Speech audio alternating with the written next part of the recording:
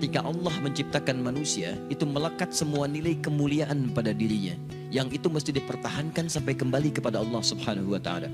Tadi kita berhenti di Quran surah ke-17 ayat 70. Walaqad karramna bani Adam. Sungguh kami telah muliakan semua anak cucu Adam. Mulia. Dan ketika disebut mulia, itu melekat pada seluruh anggota tubuh kita. Makanya saking mulianya jasad ini, tidak boleh anggota tubuh kita digunakan untuk hal-hal yang tidak mulia. Misal, saya sering tanyakan pada teman-teman, apa fungsi mata? Kebanyakan orang mengatakan untuk melihat. Beda. Mata kita ini mata mulia. Karena itu ketika keluar tuntunan tentang melihat, itu penglihatan dilekatkan dengan kemuliaan. Kalau cuma melihat, hewan pun melihat. Dan tidak layak membandingkan mata hewan dengan mata kita. Karena mata hewan tidak mulia sekalipun melihat, maka itu dia tidak dihisap. Tidak dihisap, tapi mata kita dihisap. Saking mulianya. Quran surah 17 ayat 36. Inna sam'a wal basara wal fu'ada kullu ulaika kana anhu mas'ula. Sungguh pendengaran manusia, penglihatannya, bahkan apa yang ia fikirkan, itu akan dihisap dan ditanya oleh Allah Subhanahu wa taala. Makanya ketika mata Anda akan digunakan untuk melihat, kata Allah, saya tidak ridha kalau digunakan pada yang tidak baik. Turun Quran surah ke-24, surah cahaya. Mata orang-orang yang bercahaya akan berbeda dengan mata biasa. Ayat 30 untuk laki-laki, wa qulil mu'minina yaghuddu min absarihim. Katakan pada pria-pria beriman, kalau matanya ingin dipakai melihat, lihat yang baik-baik, yang mulia-mulia. Yang tidak mulia, palingkan. Yang tidak layak untuk dilihat, palingkan. Maaf, gambar-gambar kotor, pornografi, porno aksi, itu tidak mulia. Makanya ketika dilihat, tidak ridha. Allah tidak ridha, tanda Allah tidak ridha, hati kita pun merasa gelisah dan bersalah di dalamnya. Kalau tidak percaya silahkan, Anda mencoba melihat gambar-gambar yang tidak seronok, hati Anda akan menolak. Karena jiwa Anda mulia. Maka hati Anda mengatakan, palingkan, itu tidak layak. Palingkan. Bahkan lisan Anda pun dibimbing untuk beristighfar. Astagfirullah, palingkan. Itu nggak bagus. Lisan, karena lisan ini mulia, maka Allah turunkan ayat-ayat kemuliaan menjaga lisan kita supaya tidak keluar dari kemuliaannya. Lisan orang mulia kata-katanya mulia, maka tidak layak keluar celaan dari lisannya. Turun Quran surah 49 ayat 11 sampai dengan 12-nya. Ya ayyuhalladzina amanu, dibuka dengan iman. Kalau ada ayat dibuka dengan iman, kalau isinya perintah, maka perintah itu jadi indikator tingkat keimanan kita. Kalau isinya larangan, maka larangan itu pun menjadi indikator tingkat keimanan kita. Kalau ada orang cepat menunaikan perintahnya, maka itu pertanda imannya kuat. Misal, ayat iman pertama di Al-Baqarah ayat ketiga. Alladzina yu'minuna bil ghaib wa yuqimunas shalah. Iman disandingkan dengan sholat. Ketika iman disandingkan dengan sholat, maka sholat menjadi indikator tingkat keimanan seorang hamba. Allahu Akbar, Allahu Akbar. Anda teringat langsung ke masjid. Iman Anda standar.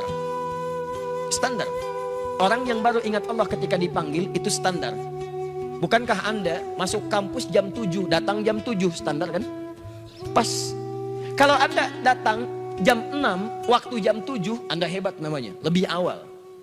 Ada orang bahkan sebelum adzan sudah ingat sholat, itu imannya sedang tinggi. Tapi ketika dipanggil sampai adzan tuntas belum datang. Sampai qomat berlalu belum terpanggil. Sampai dekat waktu sholat yang lainnya belum ada getaran. Ini menunjukkan iman Anda lemah di situ. Lawannya, ketika ada larangan dibuka dengan kalimat iman, maka kemampuan Anda meninggalkan larangan itu pun menunjukkan tingkat kekuatan iman Anda. Ya ayyuhalladzina amanu la yaskhar qaumin qaum. Hei orang-orang beriman, jangan saling mencela.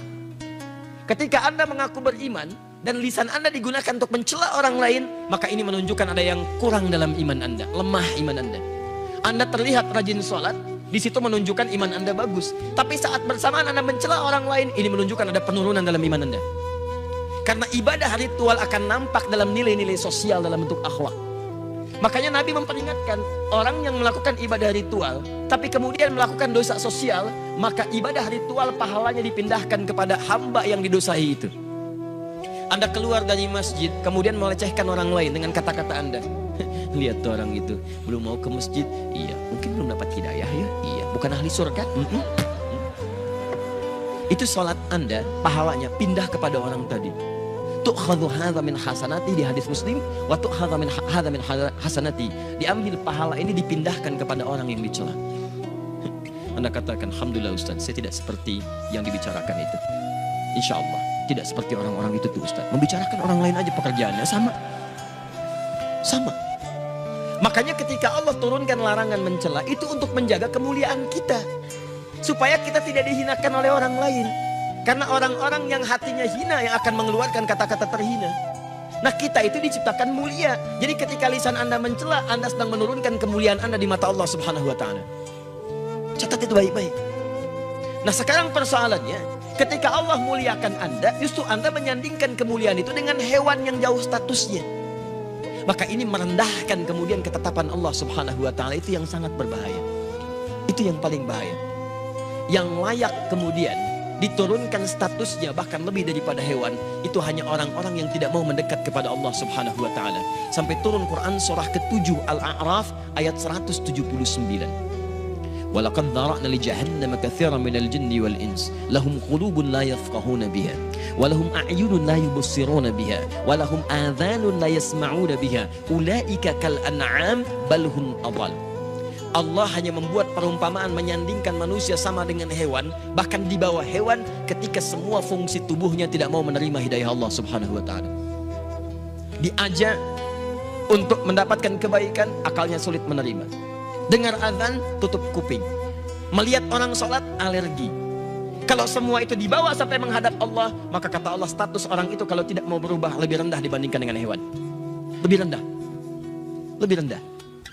Maaf, sekarang ada orang-orang yang mengajak pada kebaikan, ngajak Anda sholat, ngajak Anda mendekat pada Allah, ngajarkan isi Quran, lalu Anda turunkan status yang menjadi sama dengan hewan. Ada yang salah dengan cara berpikirnya. Saya ingin sampaikan, kita mulai dari yang kecil-kecil dulu. Kadang-kadang kita membuat sesuatu yang tidak tepat dalam pandangan Al-Quran dan Sunnah Rasulullah SAW. Dan saat yang bersamaan uniknya Anda mengatakan kami ahli Quran dan Sunnah. Di mana Qurannya, mana Sunnahnya? Awas, hati-hati. Ketika Anda pintar dalam urusan dunia, tapi awam dalam urusan agama, kadang-kadang keawaman itu bisa menurunkan status kepintaran Anda sampai tidak bisa mencerna logika yang sangat sederhana. Ingat, pintar itu anugerah, tapi bodoh itu pilihan. Paham sampai sini? Baik, alhamdulillah.